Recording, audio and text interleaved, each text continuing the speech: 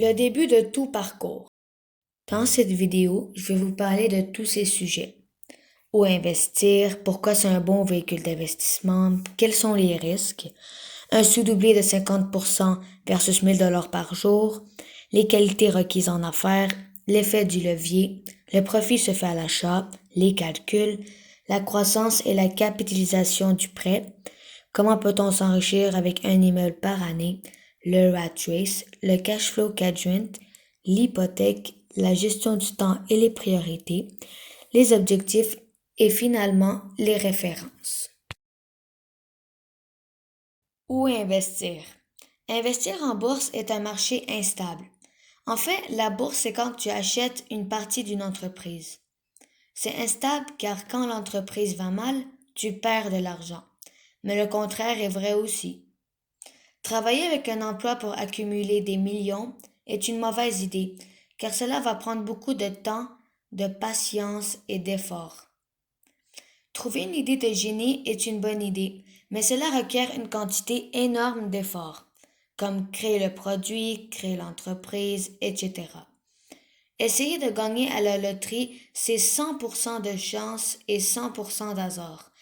Et les possibilités de gagner de très grosses sommes d'argent sont très minces. Et il se peut que vous ne remportez rien tout au long de votre vie. Pourquoi c'est un bon véhicule d'investissement? Voici pourquoi. Car son marché est principalement stable. Il n'y a pas de hausse et de baisse, mais seulement des hausses.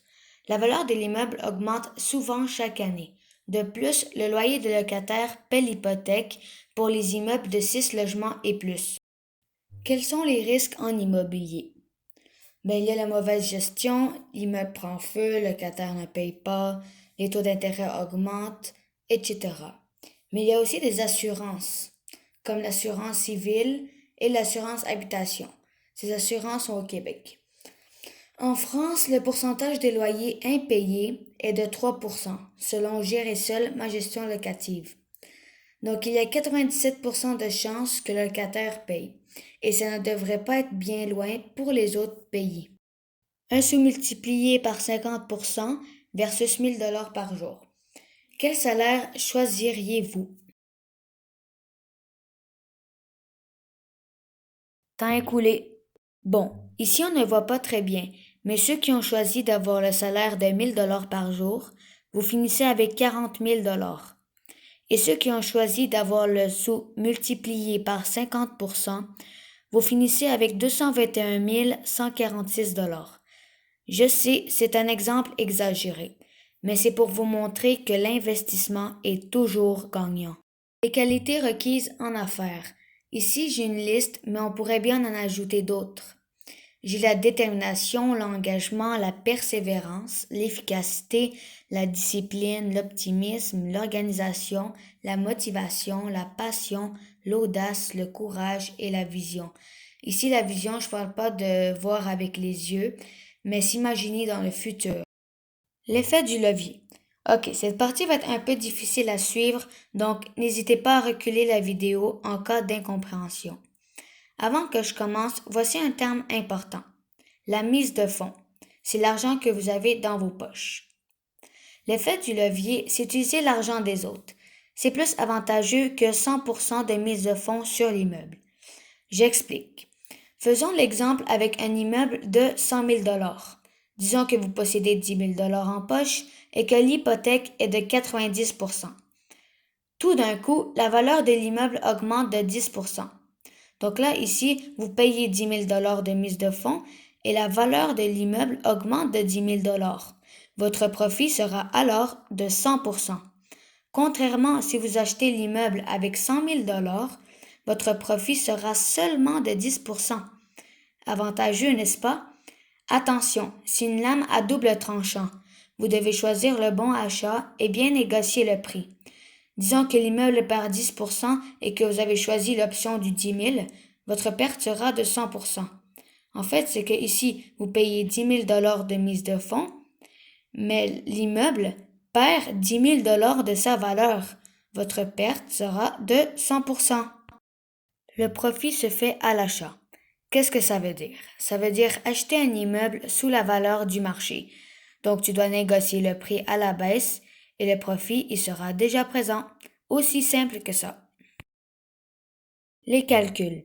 Ici, le revenu brut, c'est le loyer de vos locataires sur un an. Moins les vacances et les mauvaises créances, c'est le loyer payé en retard ou non payé. En général, c'est 5%, qui vous donne le revenu brut effectif. Moins les dépenses d'opération, donc c'est les taxes, l'entretien, le déneigement, les concierges et la gestion, qui vous donne le revenu net d'opération. Moins le service de la dette, c'est l'hypothèque, qui vous donne un profit de 5 000. Ce calcul se fait chaque un an. La croissance et la capitalisation du prêt. La valeur de l'immeuble augmente en moyenne de 3% chaque année et la capitalisation du prêt descend de 3% en moyenne chaque année. Comment peut-on s'enrichir avec un immeuble par année? Premièrement, vous achetez un immeuble, vous le louez et gagnez un certain montant d'argent. Deuxièmement, avec l'argent accumulé, vous achetez un immeuble avec plus de logements. Ensuite, avec l'argent que vous avez eu des deux immeubles, vous en achetez un plus gros encore, et ainsi de suite. Le rat race, c'est quand tu cours pour gagner de l'argent. C'est un emploi. Et c'est pas ce que nous voulons. Nous voulons que l'argent travaille pour nous. Donc, en résumé, c'est l'investissement. Le cash flow quadrant. Voici les étapes avant de devenir investisseur. Premièrement, vous êtes employé. Donc, vous travaillez pour gagner de l'argent. Ici, c'est temps égal argent. Ensuite, nous avons travailleur autonome.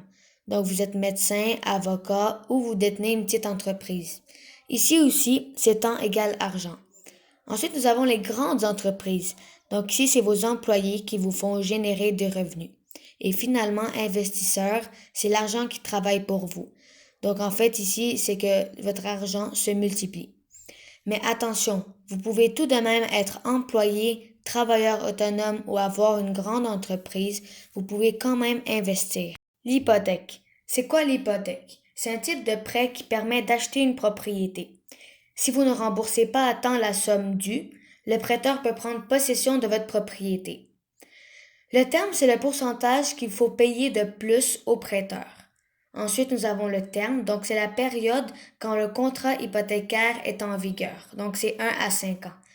Ensuite, nous avons l'amortissement, c'est la durée pour rembourser l'hypothèque au complet, donc c'est de 20 à 25 ans. La gestion du temps et les priorités. Une des choses essentielles est la gestion du temps. Pourquoi? Parce que bientôt, vous n'aurez plus de temps. Comment ça marche? C'est qu'on peut rassembler des activités. Exemple, faire du ski et être en famille. Alors faites du ski en famille. Vous pouvez aussi éliminer certaines activités inutiles, comme regarder un film. Mais avant les activités viennent les priorités. Exemple, étudier, passer du temps en famille, apprendre l'immobilier, etc. Profitez du temps. Exemple, j'attends que le médecin vienne pour prononcer mon nom. En attendant, je regarde mes courriels. Le temps est précieux. Vous devez l'utiliser efficacement. Les objectifs. Pourquoi les objectifs sont importants? Car ils vous remettent sur la bonne voie. J'explique. Prenons exemple que vous voulez faire une invention et devenir connu partout dans le monde, et vous cherchez en rond. Établir les objectifs vous permet de vous concentrer sur un secteur, exemple faire une invention sur l'alimentation, et les réaliser selon vos dates d'échéance. Comment bien établir et l'appliquer? Premièrement, trouvez vos objectifs et précisez-les. Dites pas je veux devenir riche, mais fixez-vous le montant exact et mettez-leur des dates d'échéance. Si votre objectif ne vous fait pas peur, c'est qu'il n'est pas assez grand. Deuxièmement, écrivez vos objectifs sur papier et mettez-le visible. Et finalement, dites à voix haute vos objectifs 2 fois par jour, le matin en se réveillant et le soir avant de se coucher. Dites aussi je suis capable. Je vous invite sérieusement à établir vos objectifs. Les références. Les livres que je vous présente sont d'ailleurs d'excellents livres à lire, et j'en ai lu déjà la plupart. Yvan Cournoyer, Jacques Lépine, Luc Poirier et Robert Kiyosaki sont de merveilleux auteurs. Et je vous invite d'aller voir le Club d'investisseurs immobiliers du Québec qui font des formations, du mentorat et du coaching sur l'immobilier. Désolée pour les petites imperfections techniques, mais merci d'avoir écouté la vidéo.